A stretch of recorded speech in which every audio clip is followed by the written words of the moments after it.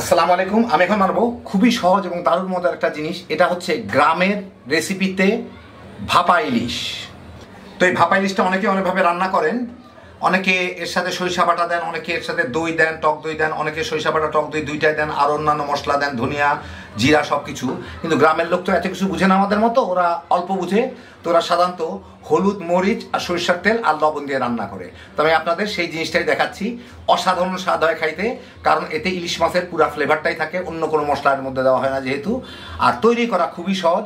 ওরা এটা তৈরি করার সময় সাধারণত তারা ভাত যে পাতিলে রান্না করে তার মধ্যেই বাটিটা বসায় দেয়।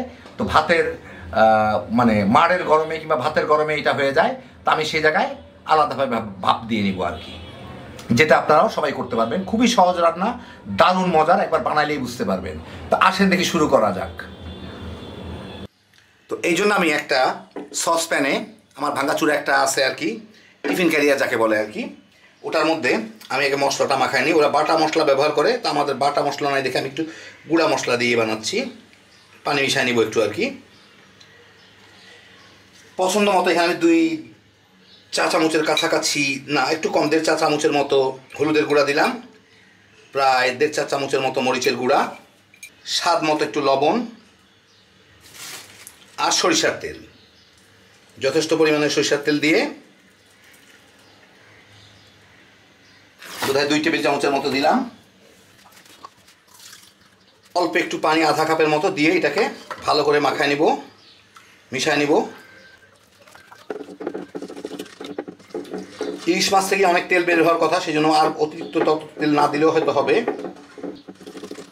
তো গুঁড়া মশলা দিয়ে করলে সবচেয়ে ভালো রেজাল্ট পাওয়ার জন্য মিনিট 10 এটাকে যদি রেখে দেওয়া হয় সবচেয়ে ভালো, কারণ এই শুকনা গুঁড়াগুলা তাহলে একটু পানি পেয়ে ফুলে। তো আমি মিনিট 10 মতো একটু রেখে দেবো এটাকে। এই প্রায় 15 মিনিট পরে আমি একটা ছোটো সাইজের ইলিশ মাছ 500 গ্রাম এটা কেটে রাখছি, ওগুলো আমি এর মধ্যে দিয়ে দিব। একটু মেখে দিই।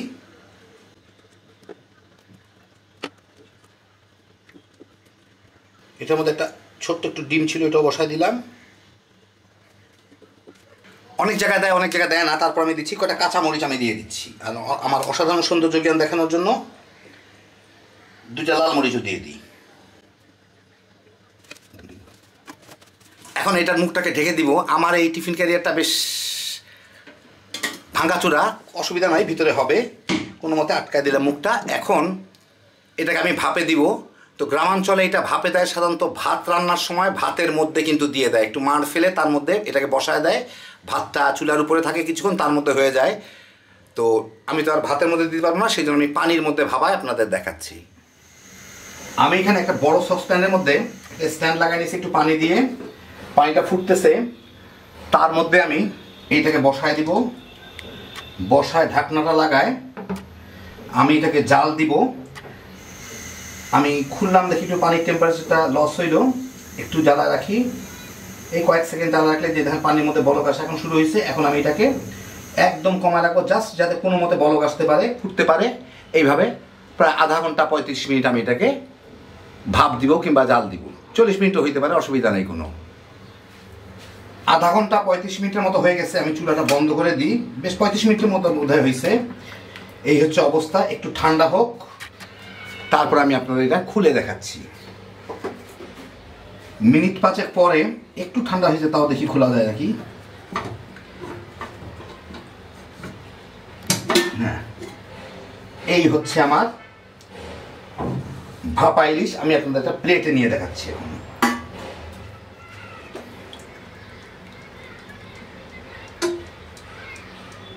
একটু ঝাঁকায় তেল টেলগুলো লাগাই দিলাম উপরে, দেখতে ভাল লাগবে জিনিসটা, শুকনা শুকনা লাগবে না। তো এই দেখেন হয়ে গেল আমার গ্রাম্য পদ্ধতিতে ভাপা ইলিশ। দারুণ স্বাদ, দারুণ ফ্লেভার, কোনো কিচ্ছু নাই, শুধুমাত্র হলুদ মরিচ দিয়ে রান্না, তেমন কোনো বাহুল্য নাই, কোনো কিছু নাই। গ্রামে যেভাবে রান্না করে ওরা খালি ভাতের পাতিলের মধ্যে বসায় দেয়, আমি অন্যভাবে ভাপায় নিলাম। একবার রান্না করে খেয়ে দেখেন, আসল ইলিশ মাছের স্বাদ কি আপনিই বুঝে যাবেন। হ্যাপি জোশের একটা আইটেম, খুব সহজ সরল রান্না। যারা ইলিশ মাছের আসল স্বাদ পাইতে চান একবার এইভাবে রান্না করে দেখেন, তাইলেই বুঝবেন। কোনো ঝামেলা ছাড়া খালি বানাইবেন আর তামা তামা করে খায় ফেলাইতে পারবেন। আল্লাহ আপনাদের সবাইকে ভালো রাখুন, সুস্থ রাখুন, নিরাপদে রাখুন। ইনশাআল্লাহ বেঁচে থাকলে আবার দেখা হবে। আল্লাহ হাফিজ।